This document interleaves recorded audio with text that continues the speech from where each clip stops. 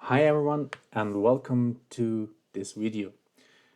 Today we're going to set up a transactional replication for a master and slave setup in Microsoft SQL Server, but we won't do that in the SQL Server Management Studio.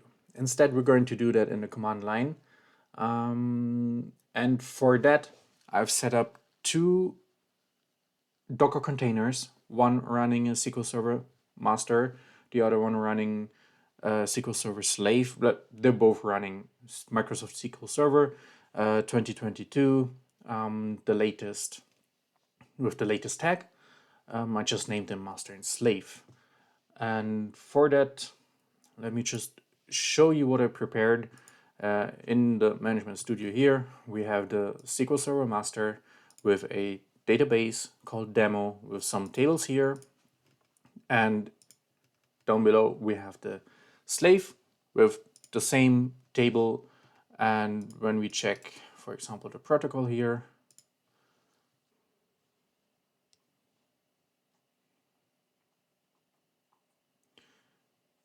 it already logged something that I accessed. This little web page here, it's already logging it. And in the slave, if we select the 1000 rows in here, it will show it as empty because this little web page or web application only connects to the master SQL Server. So in order to change that, we're going to switch to the terminal. Let me just make that bigger. So in here, as I said, we have two SQL Server or two Docker containers running there. So let's just connect to the SQL Server Master. Docker exec-it SQL Server Master. Oops. And use the bash terminal. And we're in. You can see that here, the user mssql at SQL Server Master. And to connect into the SQL Server itself, we're going to run the program that's right here, opt mssql -tools 18 bin SQLCMD. Let's configure it for -s, which server, local host, -user. We're going to use the SysAdmin, that's why it's SA, -p with the password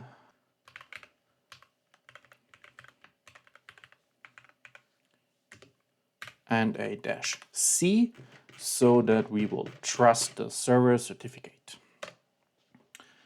With this little one, it's indicated that we are now inside the SQL Server. So let's just start, use master, go. We changed the context to master, and I prepared those commands already. So we're going to say auto database demo, because that's the one that we want to replicate. We're going to set it that will read in snapshots. Let's hit go.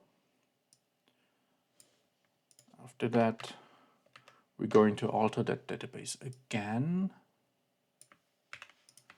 and use this one here that's needed for the transactional replication.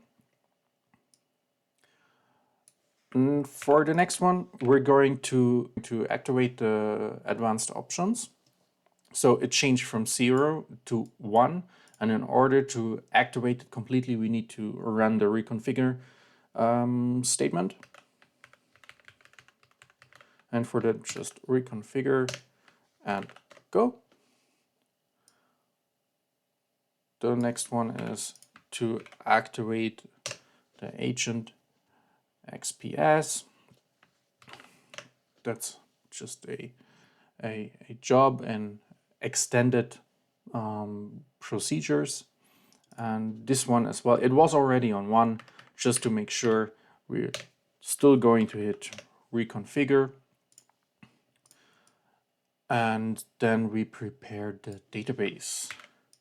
After this, we're going to create a new login. We're going to call it DistributorAdmin, use a password, in this case just a demo password, but keep in mind, always use secure passwords and don't share them with anyone, not like what I'm doing here. So let's hit go. After that, we need to make this DistributorAdmin to a SysAdmin. Let's hit go. And then we're going to prepare this SQL Server Master to become a distributor. In here, the distributor is SQL Server Master. That means he will distribute the replication. Let's hit go. And in order to do the replication, we need a distribution database. In order to do this distribution, actually, we need a distribution database. So this command usually takes a while. You can see that here because it's not showing the 1 in here, so it's not ready yet for the next command, but it will be in just a second. Okay, here we go. So the next command is this one. By the way, all those commands in that order I will post in the description down below. So what this one does, it will just create a new database, call it distribution, and sets that the folder will be in msql data, stuff like that. Also the log folder. In here, we really have to wait a bit, not like that much of time, but maybe a minute or two, and it will actually give us quite a bit to read in the command line, but it's not really much to read. It will just start creating the distribution database. Maybe if we even docker stats, we can see that the SQL Server Master here is running more than 100% CPU.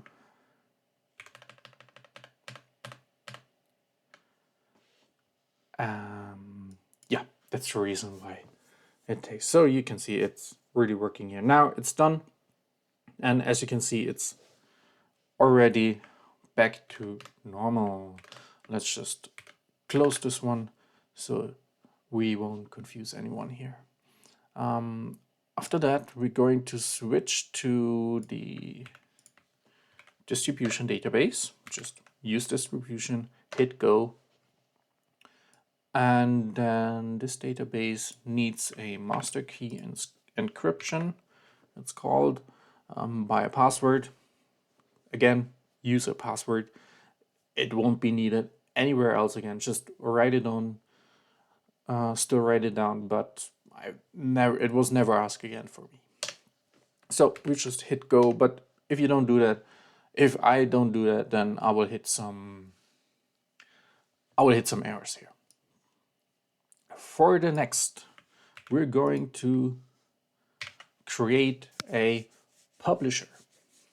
So we have a distributor and we need a publisher. This is a command that goes over several lines.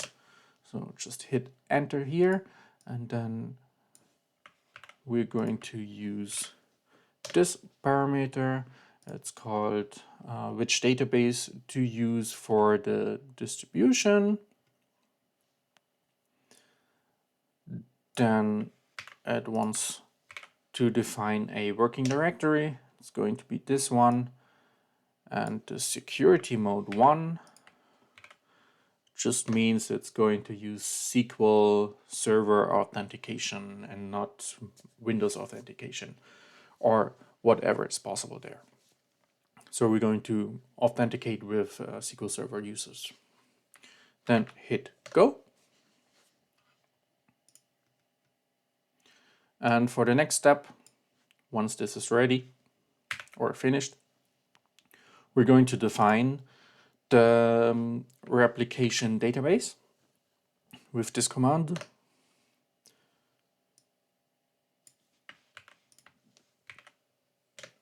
We're going to define the database demo, and we're going to change the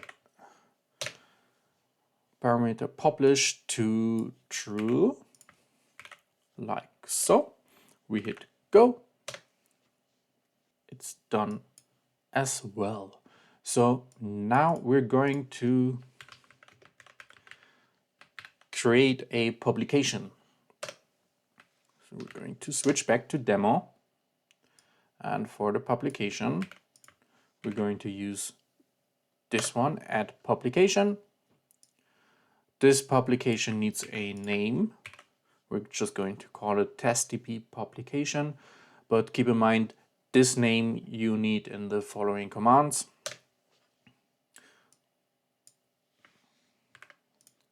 And then we're going to set it to status active. We're going to create a push replication. That means the master will push the new data into the slave. But just to be prepared for everything, we're also going to allow pull. That means the slave could actually pull new data from the master. But for the transactional replication, the push method it's much more recommended. We're going to set the allow anonymous to false, so only those who are really registered as subscribers, as slaves, can get this data. So we have some more control over that. And with the immediate sync, we're going to set it to this transactional replication. As well with this next one, it's called replication frequency. We set it to continuous. That means as soon as there's new data, it's going to replicate it into the slave. It's not real time, but it's pretty close. It's pretty fast. We will see that in the end. And for the last parameter that we need to set, number 10, is a description. That's just any string that you can think of just for documentation. Hit go again. Okay, that's nice. So it created a job SQL Server Master Demo 1. It can also be seen in the SQL Server Management Studio. That's just it's called an agent. It's just a job that will run periodically. So I'm not sure if we're already in demo, but I think we are, but let's just make sure. For the next one, we're going to add some articles. What that means is for the replication, we're going to define which tables we want to replicate into the slave. So you could actually use that demo database and not replicate every table, but just some tables that you're choosing. We're going to do the first one in here together. It's exec sp underscore add article. And then we need to tell it this article is defined for this publication, testdb publication. The article needs a name. Normally you use the name of the table. I have a table called app setting here. It's asking who is the owner, we just use database owner. And then we define where does this table come from. It or where does the data come from? It comes from the table app setting. The type is a log-based. As description, it's just for documentation. Let's just hit null. The creation script, it's null. Actually, you can put in a path where you have a SQL Server script ready just to execute some more commands as you create this article. But for this case, you don't need this. Then it's going to ask, what should we do if this article already exists? We just put in drop, so that means if that article app setting already exists, it will just delete it. Next one is rather cryptic. It's just a scheme option. It's just a hexadecimal in here. That's just some settings. You can just take that over. The next one, the identity range management option, we're going to set it to manual. Excuse me. And then we're going to define the destination table. Where should we put the new data into the slave? We have the same table in here called app setting. We're going to ask us who owns this database. It's just the database owner. And the vertical partition, we will set it to false because we don't want to run any filters before replicating. So let's just hit go. The first article always takes a while, but as soon as this is done, we can continue with the next article. Actually, I'm going to speed through this process because it's 1, 2, 3, 4, 5 more articles, and you don't really need to watch me go through those all. This message here, this double one, it's normal. Even it shows red error. It just says if there's an error, then contact your system administrator, which in this case is you yourself. So I'm going to run through this.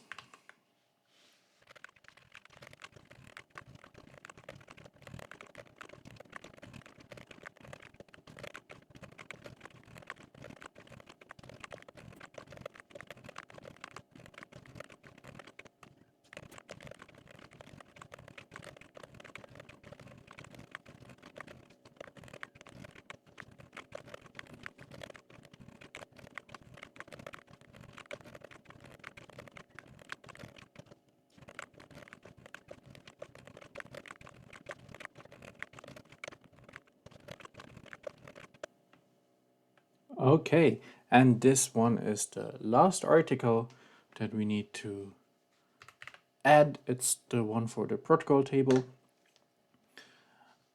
And now we're done with the articles. I always forget which database context we're in. That's why I'm just going to make sure we are still in demo. And now we're going to add a subscription for that publication. In order to do that, we're going to hit exec sp__ add subscription. And this one as well needs some more information. We're going to subscribe to the publication testDB publication, just like we defined earlier on. Now, who's going to subscribe there? The server with the name SQL Server Slave. And he wants his data to be replicated into the database demo. What kind of subscription does this slave want? The subscription type is push. As I said, that means the master will push the new data into the slave, rather than the slave pulling new data from the master. As sync type, we will set it to automatic. And what article do we want to replicate? Since I put them all in, we're going to replicate all of those articles. The next one is called at update mode. We're going to set it to read only. That means that when the master pushes the new data, the SQL Server slave is not allowed to modify this data. So the slave can only read this new data and put it in the database. It can't modify it before it puts it in. That's what read only does. And we're going to put the subscriber type to 0. The subscriber type 0 means it's a standard subscription to only receive changes. That's all to add the subscription. So let's hit go.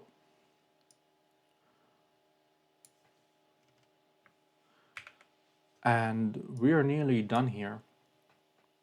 So what this did is it created a new job, a new agent with this rather long name here, SQL Server Slave-3.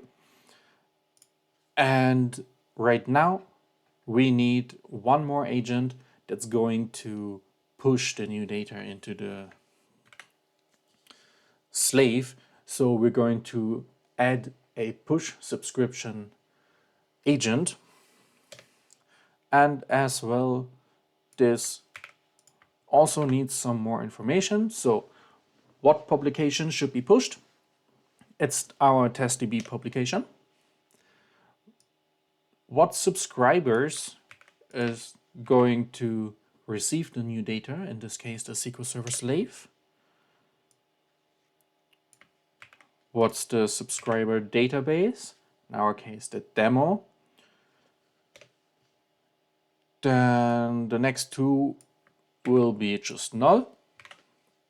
A job login and job password, because we're not going to define any additional login for this particular job or agent.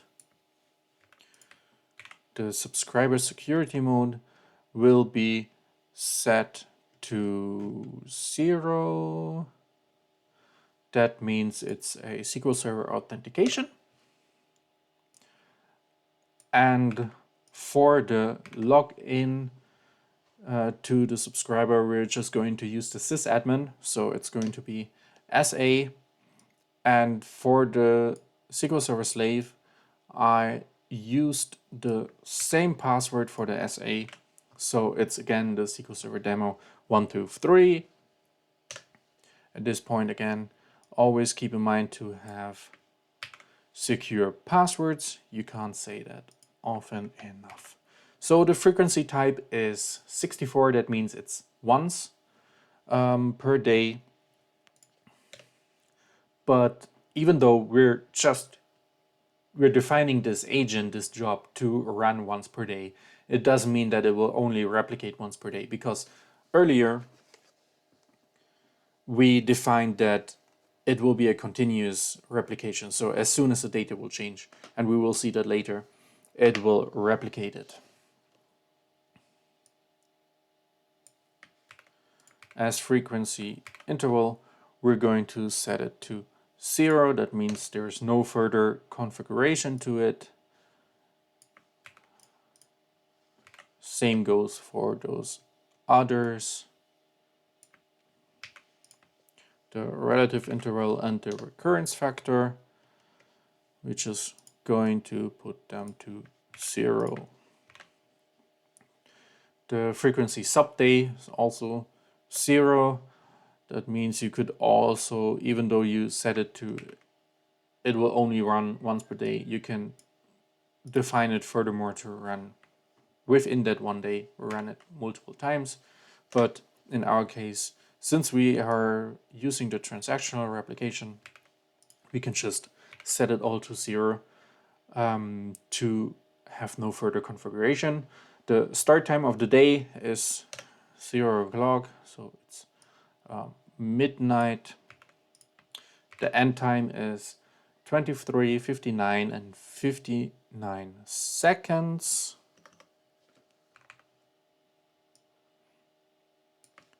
And then we need to define a start time or start date for this job, as by the time I'm recording this is January 22nd. So I'm going to use this date. And you can also define a end date, in this case the year 9999, December 31st. By that date it will stop this job.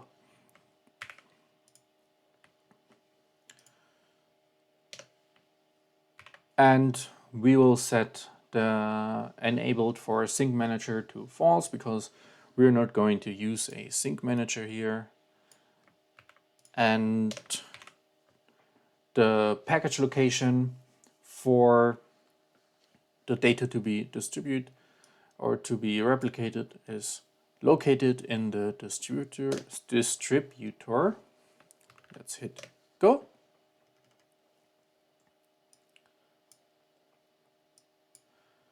So it will create this subscription agent. So now if we change back to our SQL Server Management Studio here, we can see here in the replication,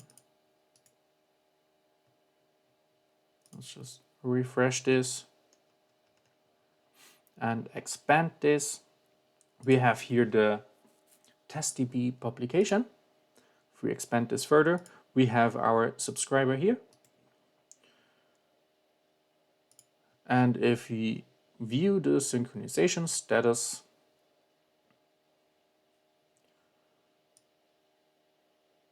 it's going to tell us that the initial snapshot for publication is not yet available. So what does that mean? For the first publication, we need to have a snapshot. Normally for the transactional replication, you don't need any snapshots. It's just for the first synchronization, you need the snapshot. And in order to do so, we're going to run one last command. Let me just make this bigger for you. We're going to add a publication snapshot. And same again, this one needs some further information. The snapshot is for the publication, TestDB publication.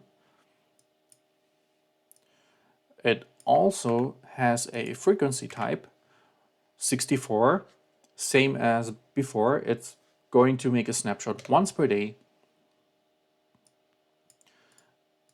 And we're going to set a frequency interval to 1, so it will run every day.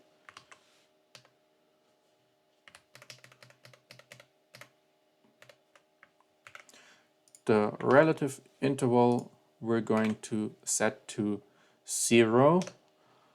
Again, no further configuration. The frequency recurrence factor will be set to 1. It means it will run once per job.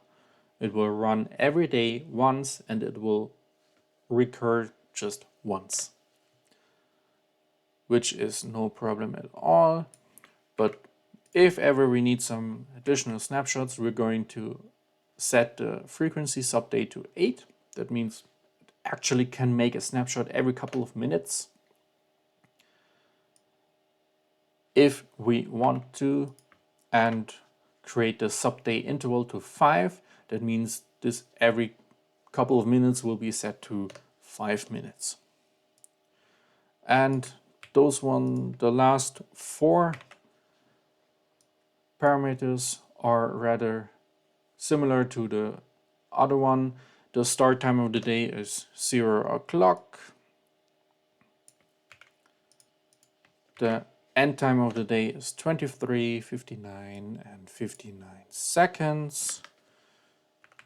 And again, the start date will be the date of this recording, January 22nd.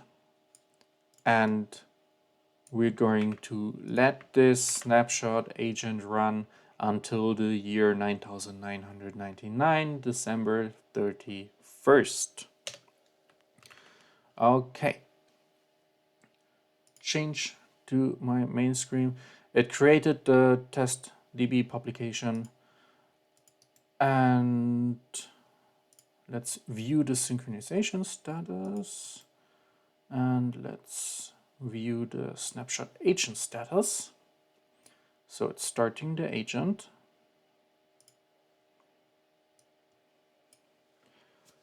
And the first snapshot will take a while, but you can see that here in a second that first it's going to take the snapshot. And then after that, once this initial snapshot is available, it will already start replicating it. For those who don't know what snapshot is, it's just, it takes literally a snapshot, like on a camera, of the status of this database right now, like what data is in, and then this snapshot can be used to create a backup, or in our case to create a replication for that. But as I said, it's just the first replication. All the other replication is going to be nearly real time. So as soon as the change is happening, it's going to commit those changes into a queue. So even though you have a lot of changes at the same time, it will just commit those into a queue and then replicate them piece by piece. And if your two servers are in the same network, just like in a Docker network, it's really fast. So you don't really need to wait for that. So let me just speed through this process because we're still at 9%, but it's going to be rather fast. Okay, as you can see, it says here 100%. So a snapshot of 6 articles was generated. So the snapshot is done. We can close this one. And here on the synchronization status, we see 1 transaction with 33 commands were delivered. So it's already done. And this is the master. We have 4 rows in this database. And this one is the slave. And if we execute it again, it already replicated it. So now if I go in here again, and in this little web app, it's just like something I'm working on. Doesn't matter what you type in. As soon as you try to log in, it will already log it into the protocol table. And this is the master again. And if we go to the slave and update this as well, it's already here. So it's really fast. It's can show you test, log in again and execute it, and it's already here. The user test or then log in with test failed. I even logged the password here. That's tried to be used, and then the email service failed because for sure I messed up something. This is it. I hope you had fun following along. It was really hard learning that in the command line, but I think it's definitely worth learning, even though it's much more work than just doing that here in the SQL Server Management Studio. But it really helped me understanding what SQL Server does here when you set up a replication. So if at any point you have any questions, just let me know. If you have any questions about the setup with the Docker Compose and those Docker containers or Linux in general, I will do another video for that. So until then, see you next time.